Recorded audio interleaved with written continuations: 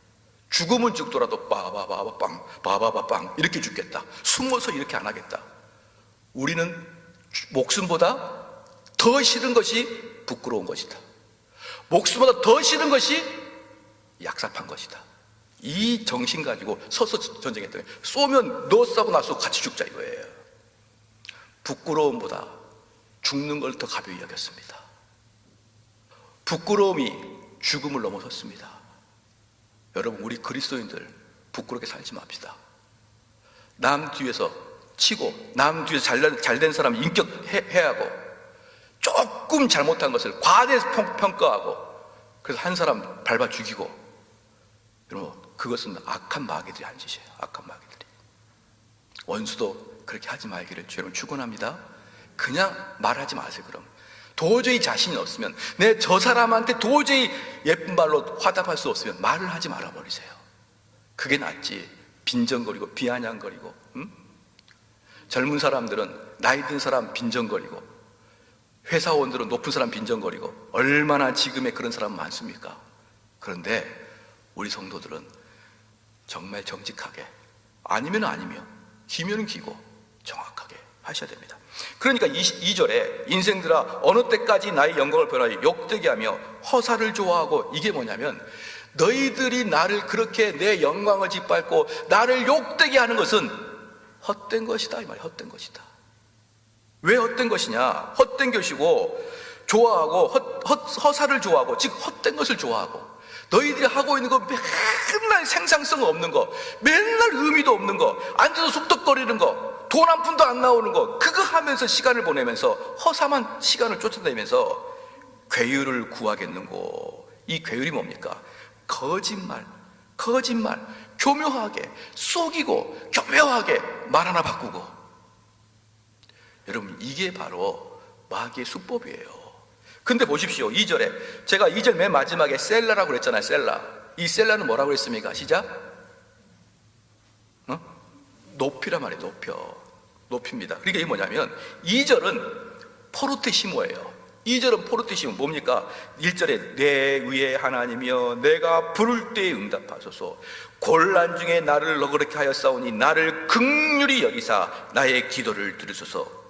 인생들아 하면서 격정적인 시편의 소리를 올린단 말이에요. 인생들아 어느 때까지 나의 영광을 변하여 욕되게 하며 허사를 좋아하고 괴를 구하겠는고. 그 다음에 또 조용하게 여호와께서 이렇게 하는 것이죠.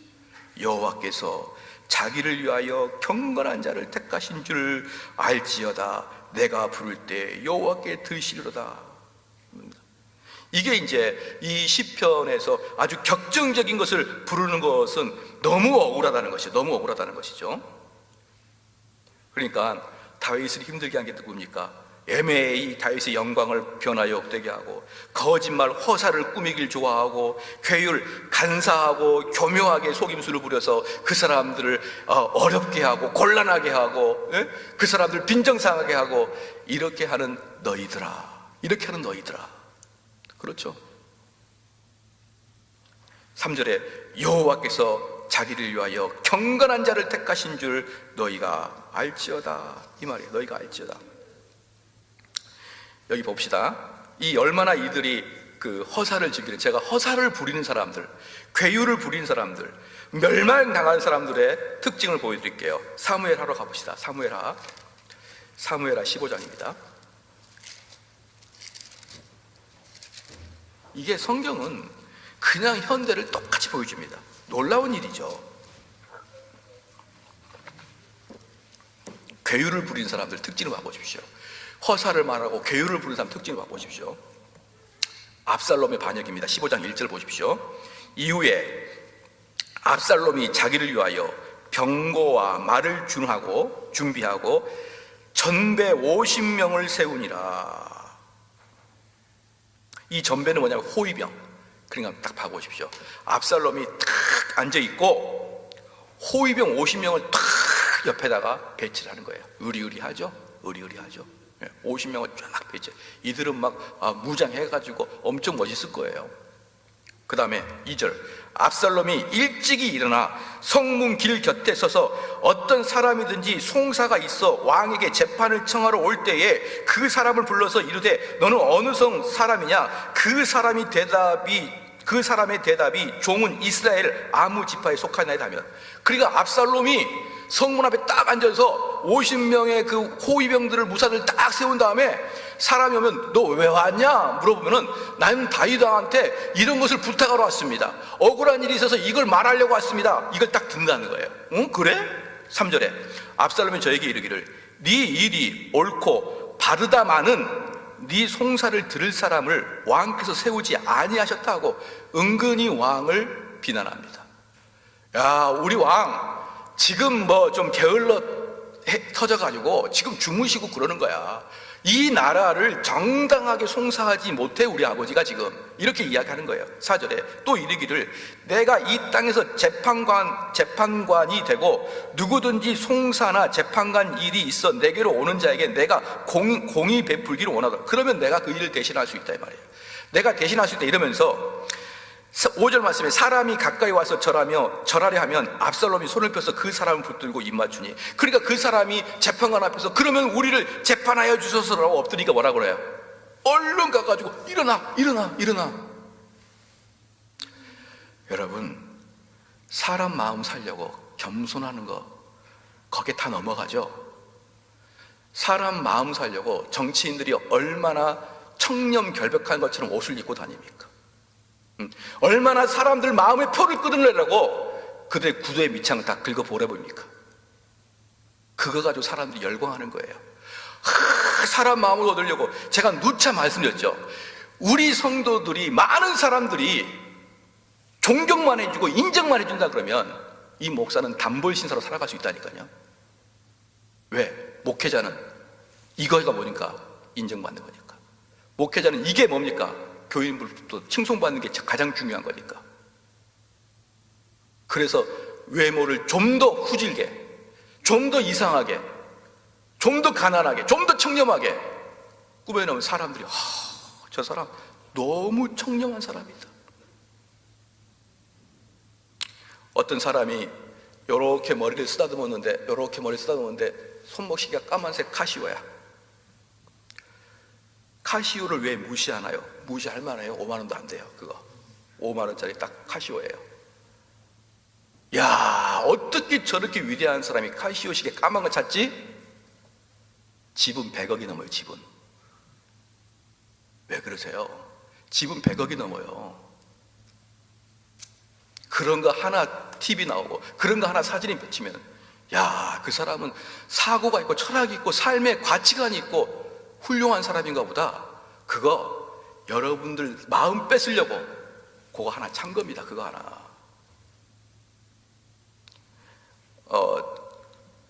미국의 그 누군지 잘 기억이 안 납니다. 하여튼 뭐 빌 게이츠와 같은 그런 종류의 그 부자인데 그 중에 하나예요. 월마트 사장인가 하여튼 누군지 잘 모르겠어요. 그분의 시계가 또 카시오예요. 까만 거. 근데 그 집에는요, 고대로부터 내려온 수억짜리 시계가 박물관에 질비합니다. 질비해요. 자, 봐보십시오. 4절에 또 이르기를 내가 이 땅에서 재판관이 되고 누구든지 송사나 재판할 일이 있어 내게로 오는 자에게 내가 공의를 베풀고 원하나, 이렇게 하니까 사람이 가까워서 절하려 하면 압살롬이 손을 펴서 그 사람을 붙들고 입맞추니 무릇 이스라엘 무리 중에 왕께 재판을 청하러 오는 자들에게 압살롬의 행함이 이 같아서 이스라엘 사람의 마음을 도적하니라. 여러분, 도적한다. 사람들 마음을 뺏는다. 왕한테 가야 될 인기를 뺏어버린다. 중간에서. 여러분, 이게 나쁜 놈이고, 이런 나쁜 놈한테 속아가지고 맨날 투표할 때 그런 놈 찍어준 사람도 어리석은 자들이고. 12절 봐보십시오. 12절.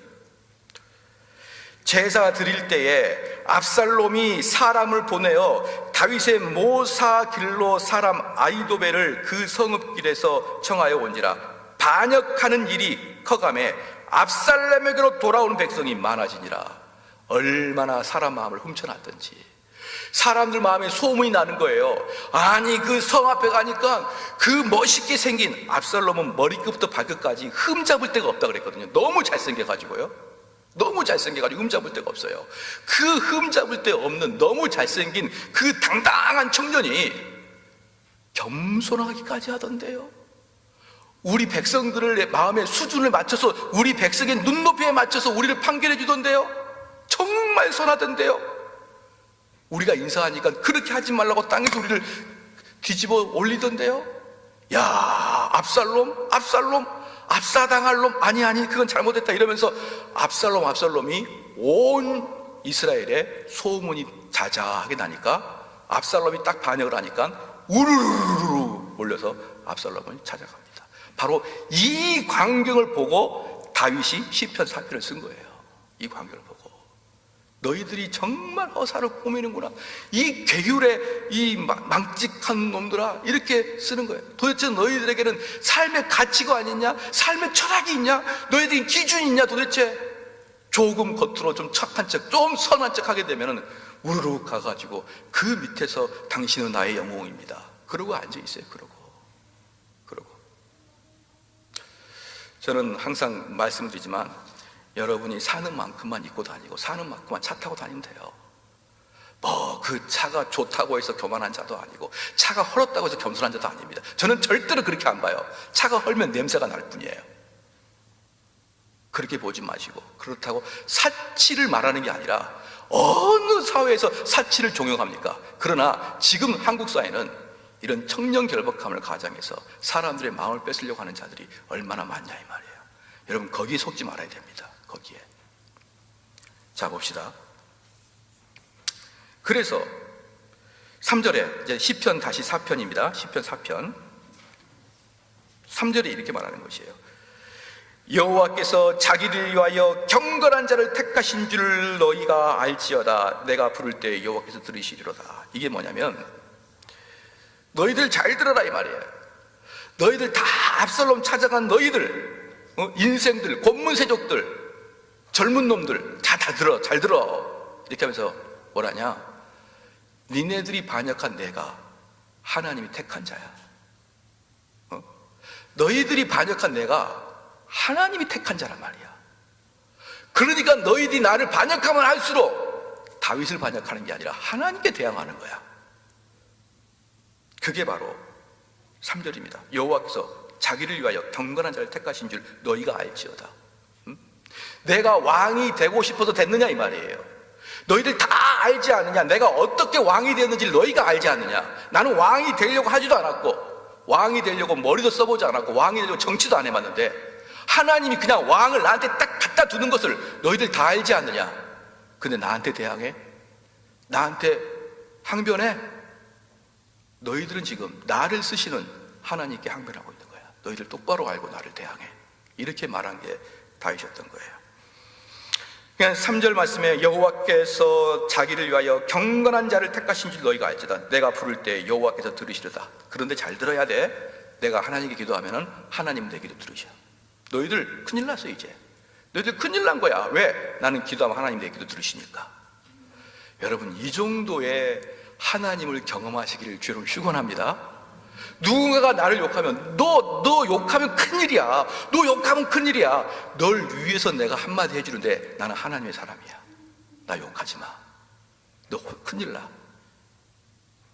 이게 지금 다윗이 지금 시편 4편에서 이야기하고 있는 내용입니다. 정말 이 정도는 돼야 된다. 저는 이 정도가 돼야 정말 그가 하나님을 경험하고 있는 삶이다 라고 저는 볼 수가 있습니다. 4절에 너희는 떨며 범죄치 말지어다. 이게 참 재밌어요. 이게 뭐냐면요, 너희들 떨며 범죄치 말지어다. 이게 뭐냐면, 너희들 나를 대항하는데 무섭지 이 말이에요. 니네들 사실은 무섭지. 너희들이 범죄를 저지를 때마다 떨리지 이 뜻입니다. 뭐하러 그렇게 떨면서 나를 대항하느냐 이 뜻입니다. 여러분, 이 말이 뭐냐면요, 이 말은 하나님이 최종 심판자라는 거예요. 하나님이 최종 심판자. 그러니까 너희들이 죄를 지면 질수록 너희들은 떨게 되는 것이고, 근데 그 떨림을 계속적으로 그 억압을 하고 억제를 하면서 죄를 짓게 되면 최후의 너희들은 하나님 앞에 완전히 멸망을 당할 것이라는, 완전히 멸망을 당할 것이다. 사랑하는 성도 여러분, 이제 여러분들은 다윗이 아니라 범죄를 저지른 자로 한번 생각을 해보십시오.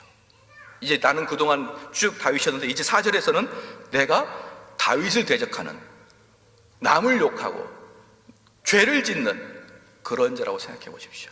그럼 주님이 말씀합니다. 뭐라고 하느냐? 길동아, 떨면서 죄 짓지 마. 떨면서 죄 짓지 마.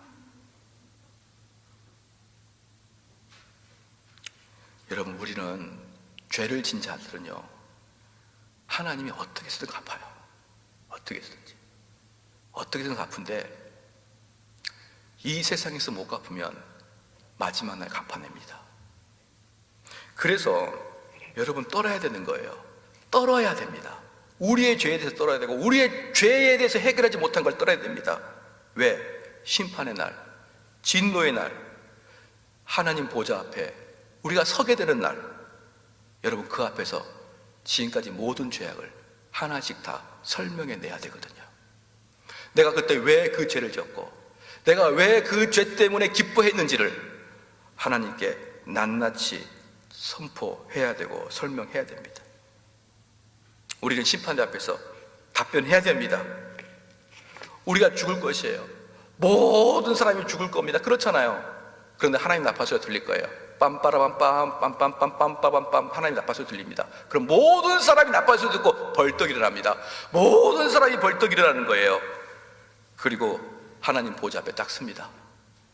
서서 우리 주님이 좌편과 우편을 나눕니다. 심판대 앞에서 좌표가 쫙 나눠요.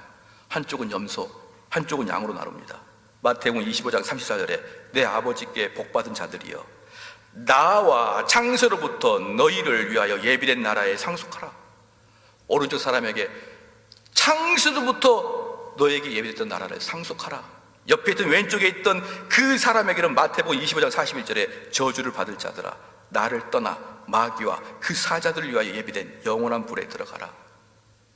이게 여러분, 죽은 사람이 예수 그리스도의 나팔 소리를 듣고 모두가 일어나서 심판대 앞에서 좌와 우로 나눈 다음에 좌측에 있는 사람한테 너희들은 영원히 예비된 불로 들어갈지어다 라고 할 때, 여러분들은 어떻게 되냐면, 주님, 내가 왜 천국 가야 될지를 제가 이야기하겠습니다. 그리고 이야기해 보시란 말이에요. 내가 왜 천국 가야 되는지. 그게 바로 떨면서 생각하라는 거예요. 너희가 죄를 진 자들이여, 죄를 진 최후의 모습이 어떤 모습인지를 너희들은 생각하라. 그러면 떨리는 것이에요. 사랑하는 성도 여러분, 그 다음에 4절에 너희는 떨며 범죄치 말지어다. 자리에 누워 심중에 말하고 잠잠할지어다. 셀라. 여기서도 뭐냐면, 자리에 누워가 뭡니까? 잠잘 때입니다. 잠잘 때 그냥 잠만 자지 말고, 잠잘 때야만큼 너희가 홀로 있을 때가 어디 있느냐 이 말이에요. 네가 홀로 있을 때가, 잠잠할 때가, 잠잘 때가 가장 좋은 거예요. 그 잠잘 때 잠만 자지 말고 한번 그때 곰곰이 생각해봐라. 곰곰이 생각해봐라. 지금 네 영혼이 좌측에 있냐 우측에 있냐? 너의 영혼이 좌측에 있냐 우측에 있냐? 예, 다윗도 마찬가지지만요. 그래서 다윗은 그 잠자리에를 어땠습니까? 침상을 눈물로 적신다 그랬어요. 왜? 그 잠자리는 다윗이 보기에 매번마다, 매일마다 경험하는 죽음이기 때문에 그래요. 매일마다 경험하는 죽음. 잠자리는 매일마다 경험하는 죽음. 그렇기 때문에 다윗은 그 죽음을 경험하는 그 잠자리에서 침상에 물이 젖도록, 눈물이 흥건하도록 회개했다는 것을 알고 계십니까? 매일매일 자듯이 죽음은 한 번의 잠입니다.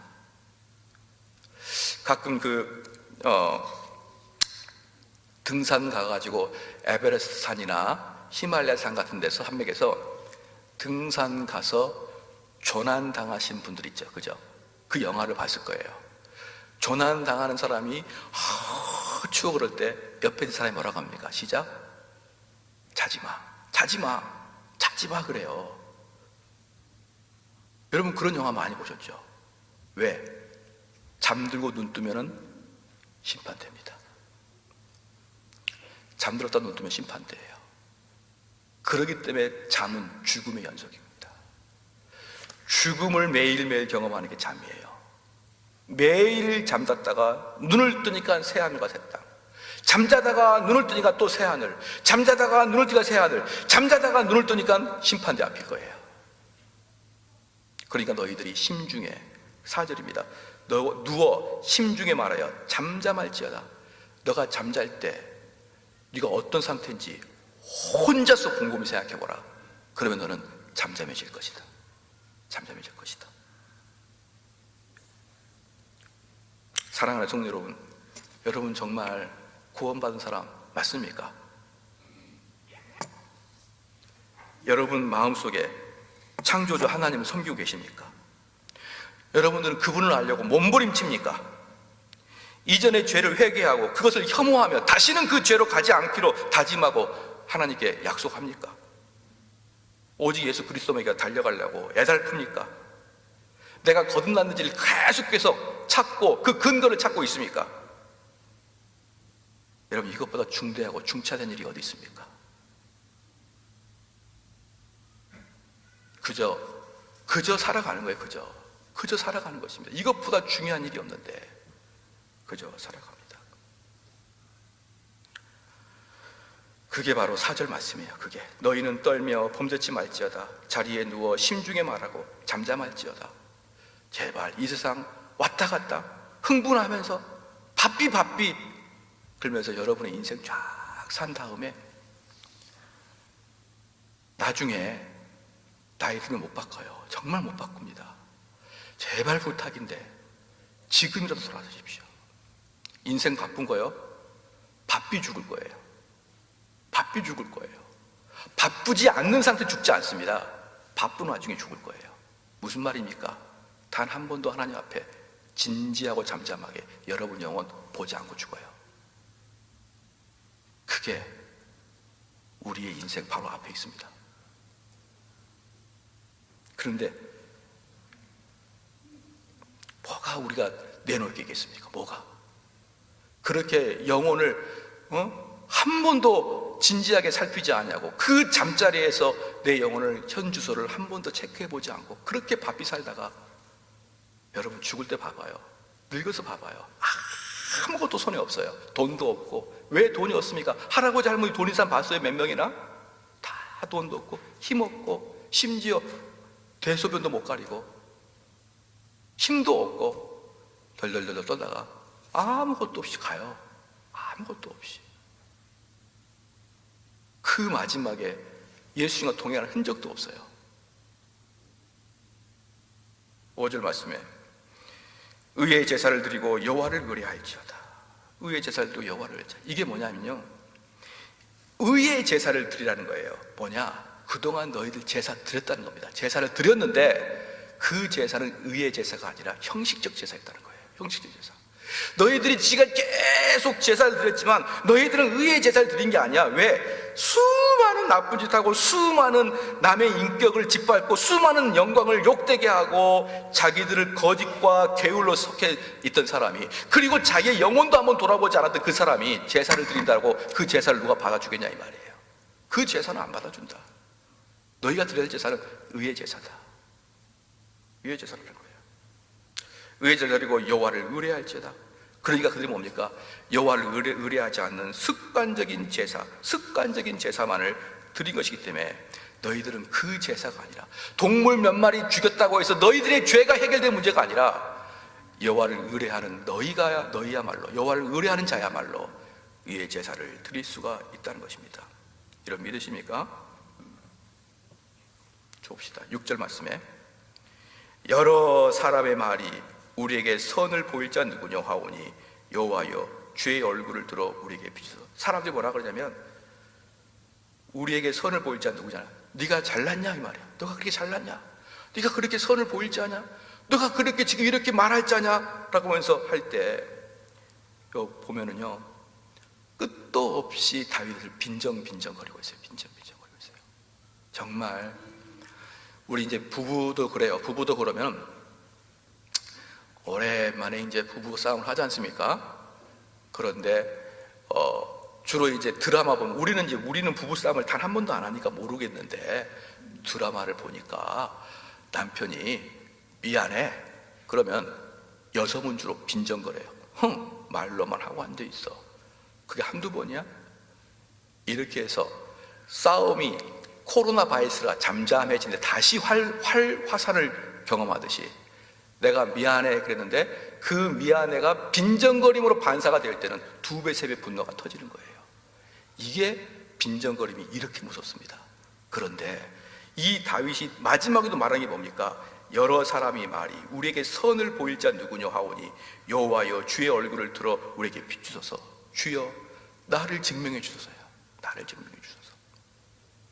이 사람을 빈정거리는 게 얼마나 참기가 힘드냐 그러면요, 이 사람을 빈정거리기 얼마나 견디기가 어렵냐면 우리 주님 마지막 죽을 때도 옆에 강도가 빈정거렸어요.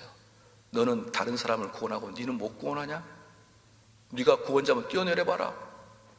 마지막 우리 주님의 시험 도구도 빈정거렸습니다. 근데 사랑하는 성도 여러분, 근데 내가 다른 사람을 빈정거리더라 이 말이에요. 내가 마귀의 도구로 이 입을 잘못됐다고 생각하는 사람을 향해서 이 입을 빈정거림으로 그 사람을 욕하더라 이 말이에요. 근데 그게 마귀의 도구입니다.